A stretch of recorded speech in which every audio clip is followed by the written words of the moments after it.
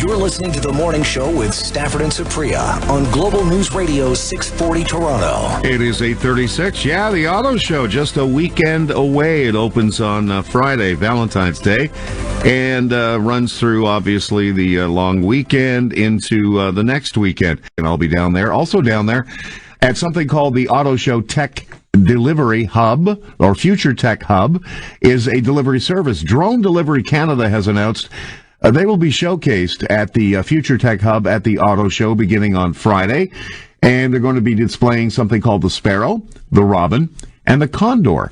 All happen to be birds. Joining us now on the line to talk about this, we've got Michael Zahra, CEO of Drone Delivery Canada. Michael, good morning.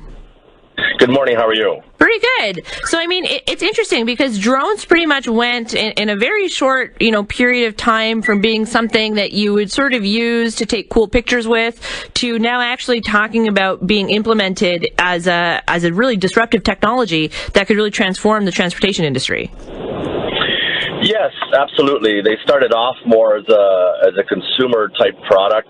You're right, photography, and then they evolved into inspections and some industrial applications. But our focus is on cargo drones. So we have a variety of cargo drones in our fleet, and we can move cargo with an unmanned drone system. Now, Michael, you're a drone delivery. You're a software company. Well, we have a software package called Flight, which wraps it all together and allows the system to work and allows us to operate in controlled active airspace. But we also have drones, automated battery management systems, and automated depots that the drones fly between. Okay, so you're on both sides of the coin, but I was reading about your proprietary software system. It sounds fascinating. Yes, it's called Flight, and it allows us to schedule flights. It allows us to keep track of maintenance and repair records, because these are actually federally regulated aircraft. They have a tail number, just like any aircraft from an airline. So the software allows us to be compliant.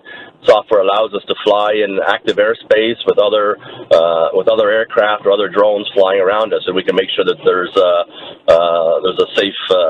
safe delivery of the cargo. There'll be a lot of questions about how the airline industry feels about this, Michael, but I understand you have a partnership with Air Canada. We do indeed. We have a partnership with Air Canada that we signed June of last year, and they are our commercial partner to assist us in marketing and selling of our solution globally. Okay, and I mean, what stands in the way of this becoming a reality tomorrow? Is it regulation, Michael? Well, it actually is a reality. We have signed a number of customers in the last few months, and we are implementing our first revenue-generating customer as we speak, which will go live end of February or in March. So it's reality right now.